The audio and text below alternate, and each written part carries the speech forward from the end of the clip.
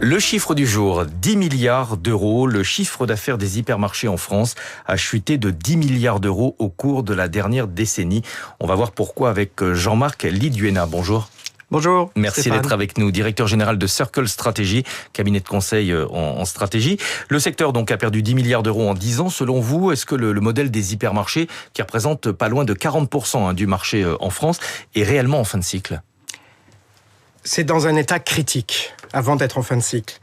Comme vous le disiez, ça a perdu 10 milliards d'euros de chiffre d'affaires en 10 ans. C'est énorme, sur un total de chiffre d'affaires des grandes surfaces en France, alimentaire, de 180 milliards d'euros. Les hyper aujourd'hui représentent 70 milliards d'euros seulement. On est passé de 45% de part de marché à 39% en 10 ans, peut-être même 35% selon certains instituts de sondage. Et je dirais qu'en 2025, c'est presque une fin de cycle, puisque tous les formats différents, supermarchés, proximité, drive, regagnent des volumes, et les hyper continuent d'en perdre.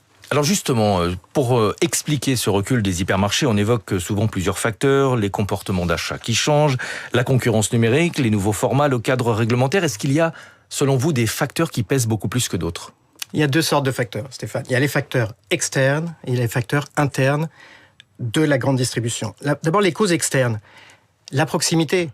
Les clients ont envie d'aller près de chez eux. Ils n'ont plus envie d'aller à 10, 20 km pour faire un hypermarché.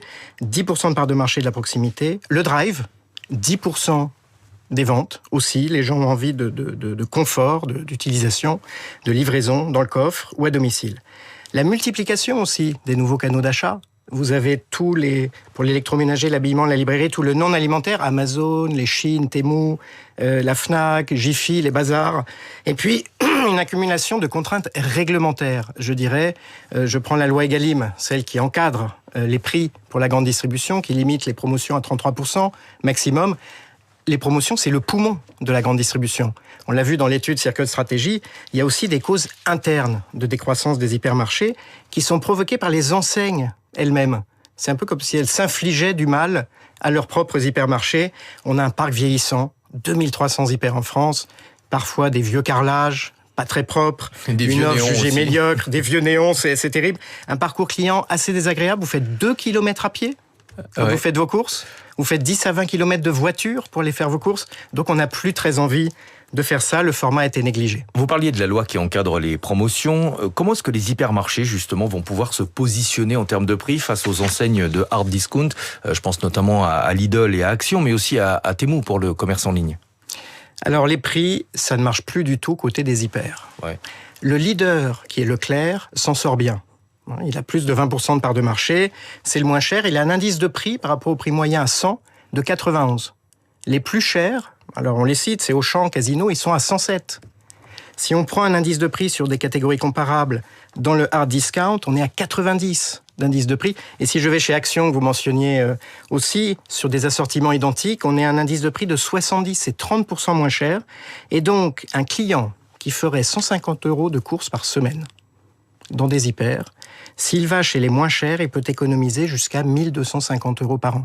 Dans une crise du pouvoir d'achat, aujourd'hui, ils font le choix des moins chers. L'hyper pourrait gagner la guerre des prix, mais il faut vraiment se réinventer, sinon ça ne marchera pas. Vous parliez du carrelage, je vous parlais des néons. Comment est-ce qu'on peut améliorer l'expérience client dans un hyper sur un format qui parfois atteint 10 000 m²? C'est énorme. Alors l'hyper, c'est supérieur à 2500 m², mais ça va jusqu'à des très très grandes surfaces. Il y a plusieurs modèles qu'on a vus dans l'étude Circle Strategy. Un premier modèle, c'est pour les prix. Le club d'achat, comme Costco, par exemple. Costco est arrivé en France, ils ouvrent à Mulhouse leur 3e magasin. On paye un membership, 36 €, c'est pas grand-chose, et on a accès à des super promos tout le temps. C'est sur le prix qui fonctionne. C'est un concept qui fonctionne très bien aux États-Unis. Il y a d'autres formats de clubs. Ça n'enchante pas l'expérience client, en revanche. Pour l'expérience client, il y a des formats qui marchent mieux, des multi-expériences, par exemple. Italie, on en parle beaucoup. C'est un format, on ne vient pas seulement se restaurer ou faire des courses, on vient découvrir la culture. Alors, c'est absolument formidable, mais évidemment, la note n'est pas la même à la sortie. Ça reste un format extrêmement onéreux. C'est plus cher, donc il faut que les supermarchés ne commettent pas l'erreur que Carrefour avait faite avec leur Carrefour Planète, où ils voulaient réenchanter dans les années 2010 leur expérience. Ça n'a pas marché, c'était un positionnement trop premium, c'était un changement de clientèle, c'était trop cher pour chaque magasin. Carrefour Planète n'a pas marché, donc il faut que les hyper se réinventent autrement. Il y a un modèle qui marche bien en Allemagne, Rewe. Rewe, on a pivoté le distributeur vers quelque chose qui est socialement responsable, environnementalement responsable. Et les clients sont heureux de s'y retrouver.